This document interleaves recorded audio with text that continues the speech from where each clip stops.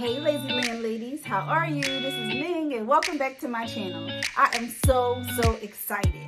I don't know if I told you guys, but I created a kit called the Lazy Landlady Kit. Now let's back up. This is the Lazy Landlady channel, and Lazy stands for leveraging automation to add zeros to yourself, L-A-Z-Y. So it has no intention about being lazy. It just means that we're going to work smarter and not harder. We're going to develop systems. We're going to stop being overwhelmed. We're going to put our high heels back on, or our pretty sandals, or our sneakers, or whatever we want to do. But we can take those boots off if we want to, right?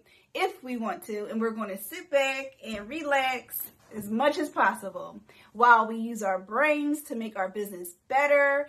And we don't have to work in our business necessarily, but we could work on our business to make it bigger and better and more systemized, more and more organized. Like me, I'm so big on organization because I get so overwhelmed when things aren't organized, and I just can't take it. So that's why I talk about that word so much. I talk about the concept so much, and I try my best every day to make my business better and stronger by learning something new to make it more systemized for my own sanity, basically. So I want to introduce the Lazy Landlady Kit. It is filled up, y'all, filled up with templates and video information, like video introduction to explain some of the templates, basically. So it's 5 videos at least, and altogether it's well over an hour long, different ones. Then we have at least 15 templates, and I will add more in the future. And these are all the templates that I use on a daily basis in some way or some shape or form. I need it to keep me all organized. Like I always explain and let you know that you will use these forms and then you will save them to the cloud, or you save them physically in a folder. I do both. So in the Landlady Kit, let me tell you what's inside. Like I said, all together, you'll get like 20 items at least. And let me just name a few, right? You'll get the punch list that I use when I'm about to finish my renovation, right before a tenant moves in. That's when I dot my I's, cross my T's. And actually, it's just like a form, an example, like how you can do your own punch list, just so you won't forget like those little nicks and crannies of what needs to be done right before a tenant moves in. Like, for instance, are the locks on safely?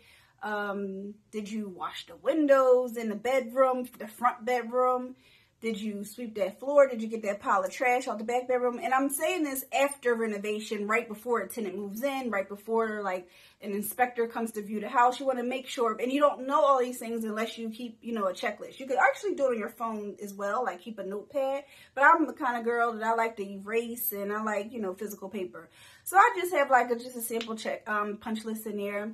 I have some definitions for you guys. I have renting by the room information, right? Because I have been renting by the room for some of my units for years.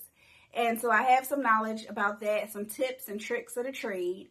And so as a bonus, I've included some of the things that I use in the room and house industry, which is totally different from renting from in a regular single family home, right? Because the rules apply different, because room and house industry is community living. So it's totally different, and we could talk about that in the kit. We talk about that in the kit.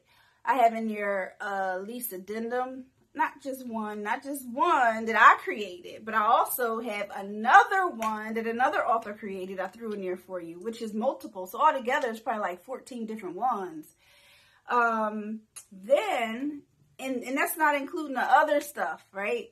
Then I have a residential lease agreement that I use all the time. And then I have another one that I use specifically for Section 8. So then I have resource list. I have a property spreadsheet in there. And what that is to let you list all your properties. Like it's on like a spreadsheet.